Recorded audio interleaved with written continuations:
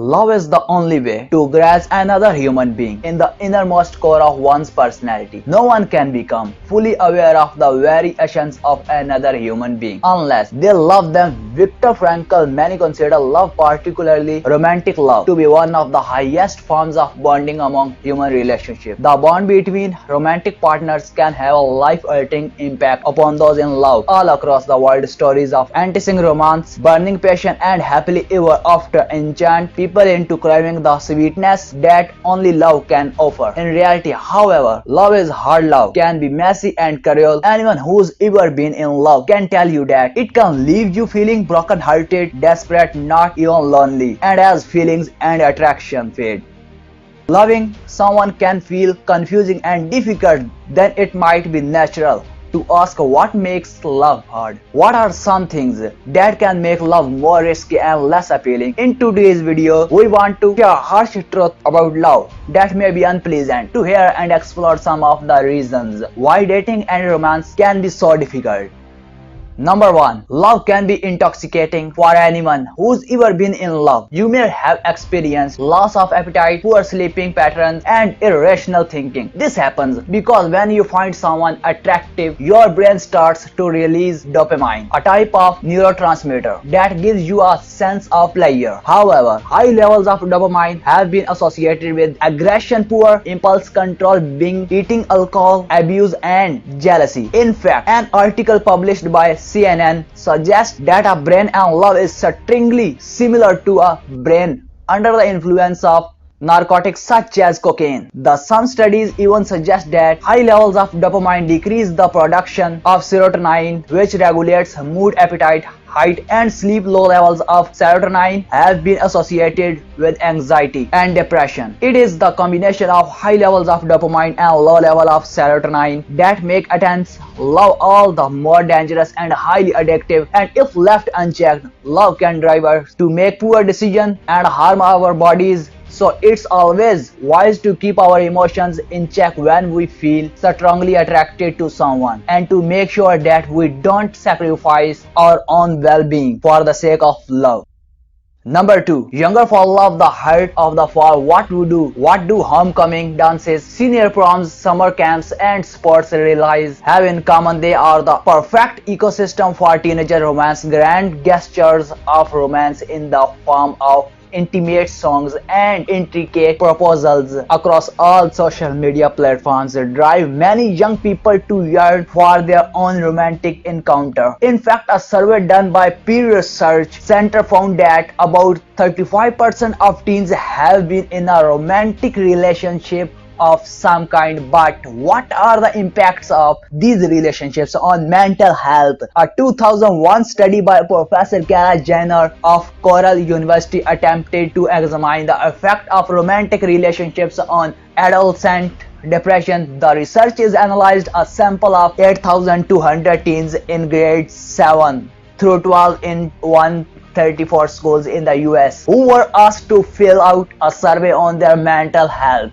and relationships, including romantic encounters. They found that teens who were romantically involved experienced a significantly larger increase in symptoms of depression than those who were not. This happens especially when teens in love don't have a support system, performs poorly in academics, and have a poor relationship with their family. In addition, teens in love tended to experience more alcohol abuse and delinquency than those who were not. While young romance can be sweet and enticing, it's always safer to approach with caution while building a healthy and reliable support system. Number 3. The risk of being cancelled. The dynamics of human connection have been changing rapidly in the past few decades. With the development of technology and social media, people are making connections with others across the globe in a matter of seconds, which also makes intimate relationships much more accessible. Dating apps make it possible for people to find a date in just a few swipes, but easy access does not always mean easy success. In a survey conducted by a Pew Research Center of 4,860 adults in the US, over half of the participants claim that dating has been getting harder in the past 10 years This could be because more and more people are not looking to date. In fact, the same survey suggests that about half the people who were reportedly single who were not actively looking to date. In addition, about 65 of them also claimed that recent changes in social dynamics make it hard for people to know how to interact when they are on a date. This could be because of how easily social media can blow anything out of proportion. While social media has created accountability for people's action, it's also made it increasingly difficult for people to do or say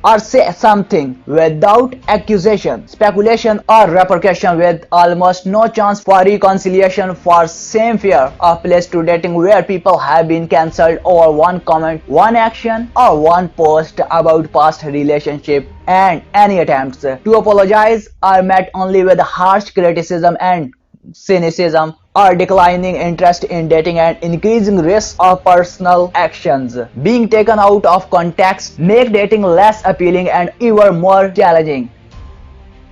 Number 4. Married people can still feel lonely. Would it surprise you that married people can still experience loneliness? This really depends on the quality of the marriage. A 2018 study published by National Library of Medicine surveyed 953 married couples, categorizing their marriage into 4 different groups: sportive, ambivalent, indifferent, or aversive. The researchers attempted to examine the association between the quality of the couple's marriages and loneliness. First, they found that less than half of the married couples felt that they were in support of marriages. Further, partners who were in aversive and indifferent marriages were more likely to experience loneliness in their marriage than their sportively married counterparts.